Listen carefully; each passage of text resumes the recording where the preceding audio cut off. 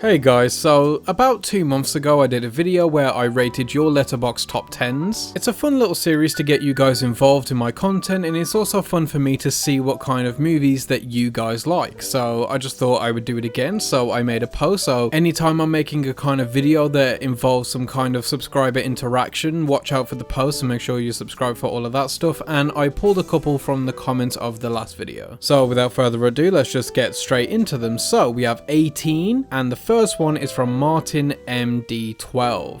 Now, I haven't seen any of these lists beforehand, so this is just a genuine first reaction, but I don't think we're gonna see a better list than this today. We have 12 Angry Men, which is one of my favorite movies of all time. It's in my top 100. I absolutely adore it. It's one of the best courtroom kind of single location dramas ever made. Lord of the Rings, Fellowship of the Ring, to me is the best movie in that franchise, and one of the best fantasy films, period. The Thing is probably my favorite horror film. Godzilla Minus One is one of the best monster movies ever, and it is one of the best movies of last year. One of Akira Kurosawa's best in Ikaru. Harakiri, just one of the best samurai movies of all time from Masaki Kobayashi, and I have the Eureka Masters of Cinema release to this. No Country for Old Men is one of the Coen's best. Rear Window is my favorite Hitchcock and also in my top 100. Cure, not only one of the best Japanese movies of all time, just one of the best movies of all time, point blank, period. And Fantastic Mr. Fox, one of the best Wes Anderson movies, a beautiful stop motion animation, and I don't think there's a single movie here I would give less than a 9. Honestly, I think the weakest movie here is No Country for Old Men, and if No Country for Old Men is the weakest movie in your top 10, I think you're doing something right. So I'm gonna have to give this a 10 right off the bat. So really good stuff from Martin on our first one, and I think we've peaked incredibly early. Okay, so we've got our next list from Fit Jester, and I think, okay, right, so looking at it, it's a safe top 10. I don't think anyone's going to really disagree with many of the picks here. I mean, we got some great little crime thrillers like The Silence of the Lambs, Seven. I like how we got a little bit of comedy in here with The Big Lebowski and Wayne's World. There's a lot of variety. We got some mob movies, we got Uncut Gems, a war movie in Apocalypse Now. The Crow is one of the best movies of all time. I will say that, and no, I am not watching the new one with Bill Skarsgård. I do not care. Forget that movie. And overall, this is just a good top 10. There's a lot of variety. My problem is, it's just every movie here is not like my favorite in that lane. Goodfellas is nowhere near my favorite mob movie or Scorsese. Memento is nowhere near my favorite Nolan movie. I don't love Wayne's World that much. The Big Lebowski doesn't do a whole lot for me. Seven is nowhere near my favorite Fincher movie. I just really do like The Silence of the Lambs, The Crow, Apocalypse Now, and Uncut Gems. Those are practically perfect movies to me. The others, I like them, they're cool. Sound of Metal, again, is a really good movie. It's just, I don't attract to them. But I can't call this a bad list. I do think it is a very good and very solid list, and I can see why these are your favorite movies. So I'm gonna give this a very solid 7 out of 10. Okay, so next up we have Eli Parks coming in with a top 10 that's specifically for me. I do appreciate that. And again, I think this is one that many people can't really argue with. There is a little bit of variety with Once Upon a Time and The Hangover, but there just isn't like a well of variety, which is fine. Not every top 10 needs a well of variety, but for me, I need more variety in these. I need to see what you like in different aspects of your life, different emotions, different times, different moods, stuff like that. But again, I can't really argue against a lot of these. I mean, there's 3 Scorsese movies and I love Scorsese. It's just none of these are really my favorite Scorsese movies. In fact, Raging Bull is my favorite out of all of them, and that's the one that you have at 6th. But again, I like Heat, I like Gone Girl, I like Scarface, I like Uncut Gems, I like Raging Bull, Django, Hangover, Once Upon a Time, Goodfellas, and Taxi Driver. I think they're all very good films, so I'm still gonna give this a 7.5.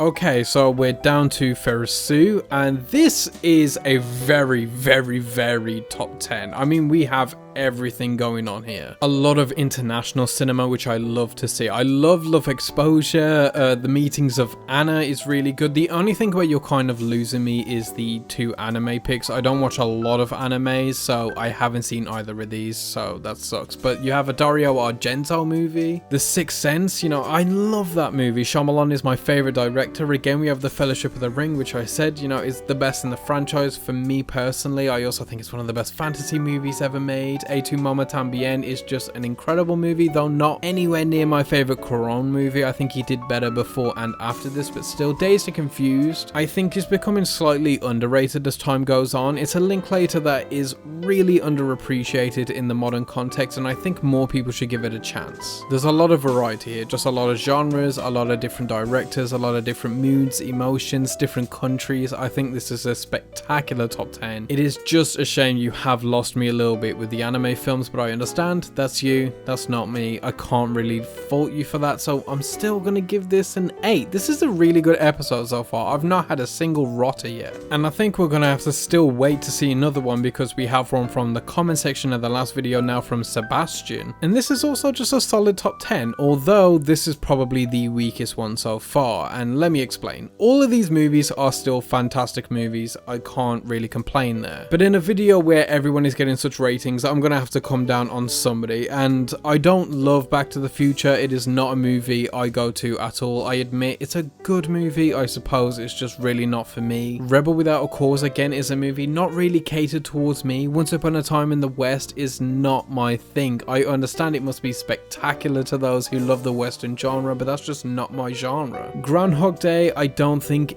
is that great. I know it's massively culturally popular and people love that movie, but it just doesn't stick for me. I don't find Bill Murray incredibly charming most of the time. And Parasite is great, I just prefer other Bong Joon-ho efforts, and The Shawshank Redemption is fine. Like, it's a good movie, but I just don't, I can't ever see myself wanting to put it anywhere near a top 10. So while I can't say this is a bad top 10 because you do have some really good movies in here, Vertigo is the one that's really saving this. I'm gonna have to give it a 5.5 out of 10. I am so sorry. Okay, so we have one from Alex, and this is a really interesting one to me. I mean, we have the reoccurrence of Fantastic Mr. Fox, which again is a fantastic stop motion movie and one of my favorite Wes Anderson films. And we have the return of Ikaru, but we have the inclusion of some that you don't really see that often. You don't really see Monty Python in people's top 10s. You don't really see In Bruges in many people's top 10s. Robot Dreams only came out last year, and I'm yet to see it, but I hope it's really good. But I'm absolutely in love with the inclusions of Evil Dead 2, which I think is just one of the best movies ever made. It's the best Sam Raimi movie, I think. Zodiac is one of the best crime thrillers and probably the best Fincher movie, maybe just behind The Social Network. I love Punch Drunk Love. It's still in my top 100. I think it's the best Paul Thomas Anderson movie, and I think In Bruges needs a new fan base. It needs a resurgence. It has that quiet, beautiful, somber comedy that most Martin McDonagh films have, but I just think this is the funniest Martin McDonagh film, and it really deserves a second chance for a new audience. You've lost me a little bit with La La Land. I'm just not that in love with that movie. Again, Monty Python, though I can respect it being in your top 10, just does not work all that well for me. Whiplash is fantastic, and I do like that movie a lot. And I haven't seen Robot Dreams, so I do have to dock a point, unfortunately, for my lack of knowledge. So overall, I think this is pretty good. It has some really beautiful picks that you don't really see that often, and it also has quite a bit of variety, so I'm going to give it a good 7. Okay, so next up we have a list from Evil Ashes Kelly, and this is a very heavy top 10. I mean, Schindler's List, La Haine, City of God, Akira to an extent, Perfect Blue to an extent, Dog Day Afternoon. There's just a lot of heaviness to this. I mean, even Network to an extent, but I love Network so much. I like City of God, I love Schindler's List, Perfect Blue is great, Dog Day Afternoon is great, The Great Dictator is amazing, Spirited Away again is one of the best animated movies of all time, though a little bit overrated. Akira is absolutely phenomenal, and it should be in more people's top 10s, even though it's not in my top 100. I want to see it more, and The Dark Knight I think is a little bit overrated. It's just not very for me. So with the exception of The Great Dictator and I suppose The Dark Knight to some extent, this is a very weighty top 10, so I kind of respect it. I like your vibe, but this is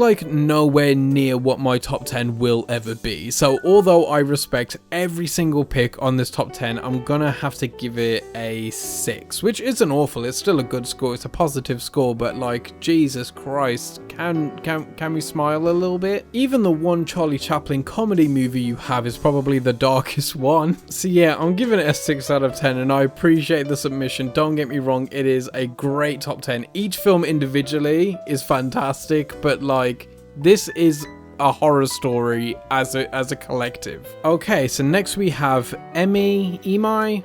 I apologize, I don't really know which one that is. And listen, this is just a very beautiful top 10. That's how I would describe it. I mean, Whisper at the Heart is a very wholesome movie, like it's very nice. It's not my favorite Ghibli by any stretch, but still. Everything Everywhere All at Once, again, though I think is massively overrated, is still a very decently made and nice movie. The Matrix, again, okay, is a little bit dark, whatever, but still, like, it's a great movie. It's Such a Beautiful Day is incredibly somber and beautiful. Speed Racer is absolutely goated, and I respect anyone who has the nerve to put this in a top 10. Poor Things is absolutely fantastic. I haven't seen Evangelion, so I can't really comment, but The Village, again, any list that has Shyamalan in it is gonna get a boost from me. That's for the audience to know. If you want me to give your list a good score, throw in some Shyamalan, because I will ignore some egregious shit just because of that. And Fury Road's a banger. I prefer Furiosa personally, but still Fury Road is one of the best action movies of the last couple of decades. It's fantastic. So this is a very bold list, but it's also a very earnest and authentic list. I feel like I learned something about you just by seeing it, and this is kind of what I look for when I look for someone's top 10. Not only is there just a variety, like I keep saying, but there's just something about you in this list. There's something so specifically you, which I think a top 10 should really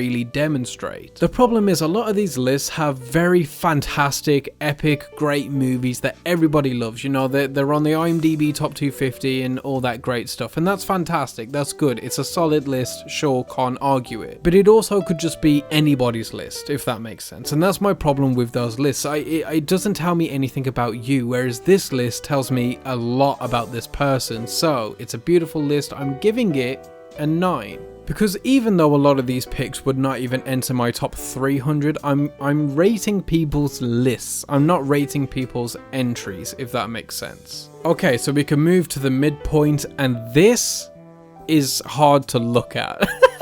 From Jet Dury. Now, listen. This, Jesus Christ. We just have some very, very dark choices, which again is fine. This is your aesthetic and I totally approve. I mean, you do have some incredible movies here: Dancer in the Dark, Videodrome, Martyrs, Possession, The Shining. It's all fantastic. I mean, I can't really complain about the individual picks, but like, you scare me just a little bit. Now, I will say I understand and I really do admire a lot of the picks. I mean, Possession being number 1 instantly puts you at an 8 out of 10 overall. I can't even disagree with that. I mean, it's such a good movie, and everything else here, super admirable. I mean, we got some Cronenberg. Oh, we've even got some David Lynch with Twin Peaks. I get it. Like, it's a fantastic list. It's a bit deep. Do you know what I mean? Like, it's a bit dark. So I'm gonna land you on an 8. I am gonna land you on an 8. I think that's fine. That's safe. That's a very, very good score. And I would love to do like a movie night with you, but that would be it. That would be like the last movie night we ever did, if that makes sense.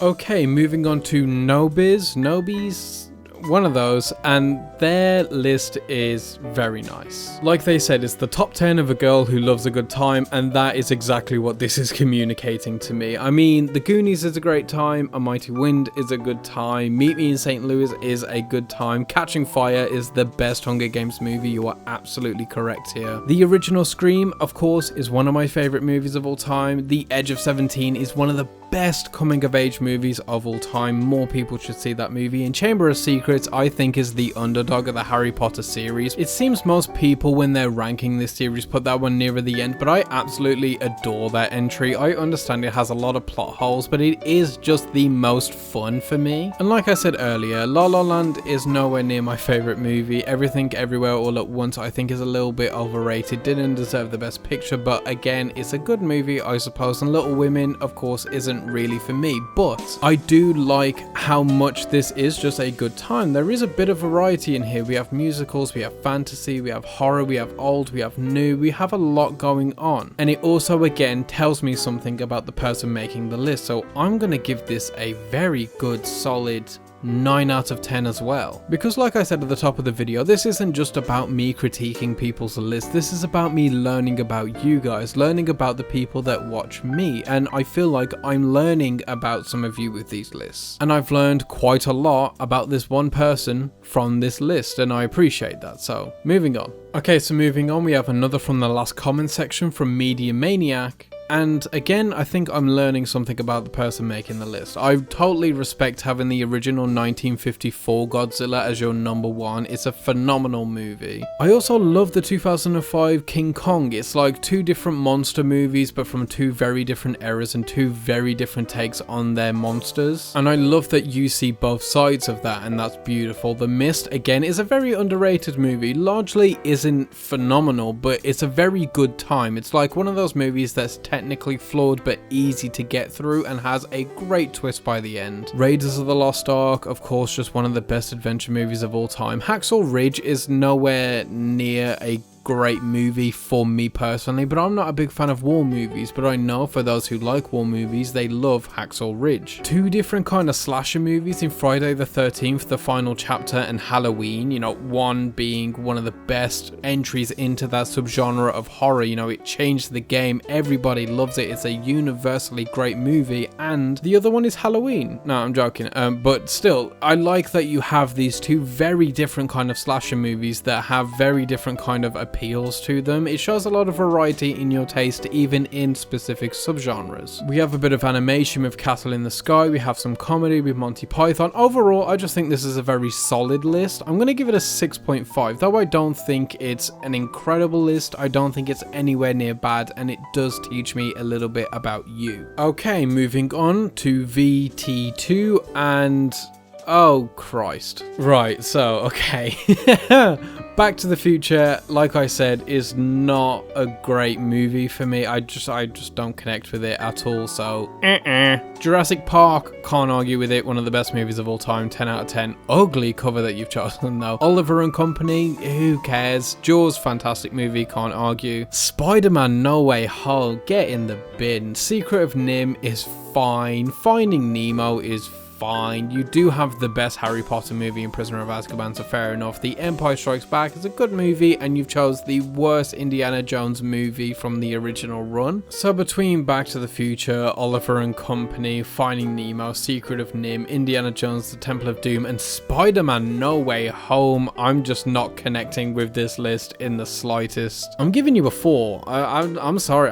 Yeah, this is a 4. And move me on, because I really don't want to see this anymore. Okay, so Octo Thorp. This is a curious top 10. I love seeing Green Room, by the way. Green Room is a very underrated movie. I need to see it again, but I love that this is in your top 10. A Guide to Recognizing Your Saints is such an underrated movie with an incredible cast. Everyone should go and check that out. Hot Rod, I think, is Andy Samberg's best project to date. Little Miss Sunshine is just a wonderful, wonderful movie that I think more people should see, because I think more people would like it. I don't think people really know what that movie is, and I think they should just go into it and like it. It's Such a Beautiful Day, Into the Wild, Eternal Sunshine, great movies. Cabin in the Woods has never really connected with me directly. I understand what it's going for, and I do think it's kind of funny, but I just don't think it's as fantastic as everybody thinks. And I have not seen that animated movie, so I can't really comment on it. Peanut Butter Falcon's pretty good too. So this is not a bad list, but I also don't think it's a spectacular list. It does have some very fun and unique picks. So I'm going to give it a very solid 6 out of 10, I think. I think that's very fair. It's a good list. It has some very unique picks, blah blah blah, but I just don't massively connect to it. I'm not drawn to this list.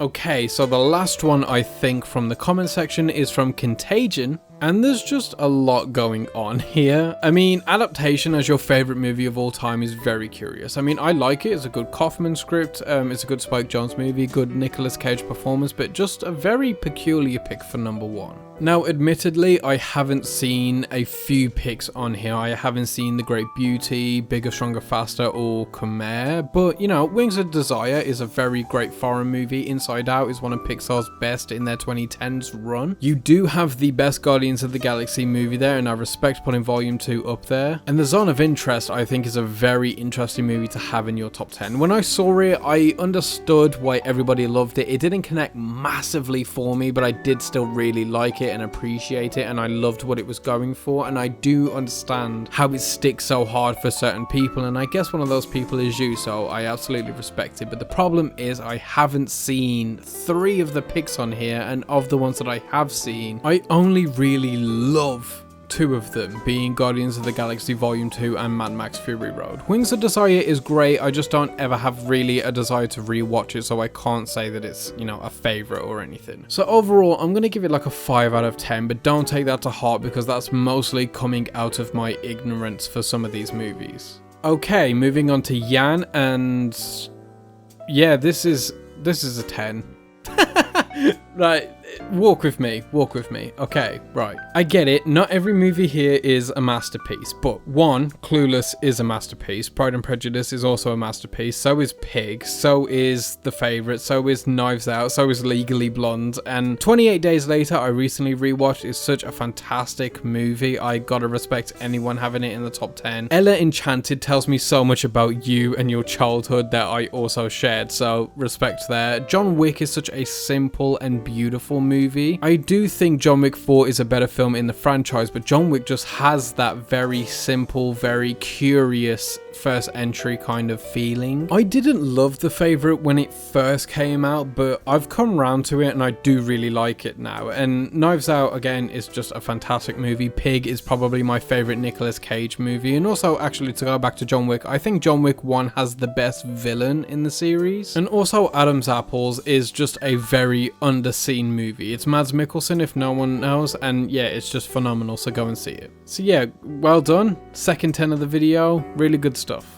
Okay, next up we have Bryce and his top 10, and this is a very varied and peculiar top 10 just from the look of it. I mean, I love that we have Major League, The Naked Gun, and Airplane. Those are not movies you see very often in a top 10, at least now. You need to be like a very specific person to have those in your top 10, and I respect that you're one of those people. We have Fury Road making like its 3rd or 4th appearance. Again, I still respect it. Episode 3, though nowhere near my favourite Star Wars movie, I still think is a great movie. Schindler's List showing up again, Django showing up again, both again very solid movies. One Flew Over the Cuckoo's Nest is a very solid movie. Baby Driver has a good electric energy to it that I think is just a very good time. And Interstellar for me is just a little bit overrated, and I do really hate saying that. It's not something I ever feel like I want to revisit, and I don't feel a whole grade of love towards it when I'm watching it. So I'm going to give this a decent 6.5 out of 10. I love the unique picks, but again, some of the picks are just a bit too whatever for me personally. Okay, so we have our penultimate list from Kiera. I hope I'm pronouncing that right, and I kind of love and hate this list. The first thing that sticks out to me majorly is Dinner in America, you know, and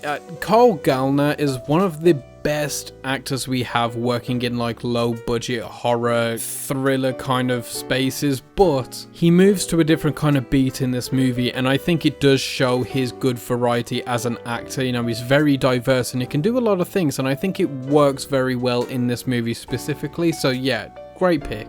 Villains, super underrated, super underseen movie. Into the Spider-Verse is so much better than Across the Spider-Verse, which I see in more top 10s, which blows my mind. The Hunt is fine. You Won't Be Alone is fine for me. The Florida Project, again, is fine. I don't love Treasure Planet, but I understand why some people love it. I just don't have that childhood connection to it. Priscilla made it to my top 50 of last year. I even bought the 4K movie box set for this, so I have to love it to some extent, and I really want to rewatch it. Coco is a great, simple movie. I don't think it's one of Pixar's best, but I do think it's one of Pixar's most rewatchable movies. It has great music, a fun aesthetic, great animation, and just a nice story. So though it is a little bit flawed in different departments, I do think overall it's a decent time. I just don't like American History X being at number 1. That is freaking me out. If I met someone in real life who said American History X is like their favorite movie of all time, I don't know how to interact with that person. Don't get me wrong, it's a good movie. I just think other movies handle the topic better, although I will say the curb stomp scene is incredibly effective and still kind of haunts me to this day. So I can't say I dislike this list, and I can't really say I like this list, so I'm gonna give it a solid 5 out of 10.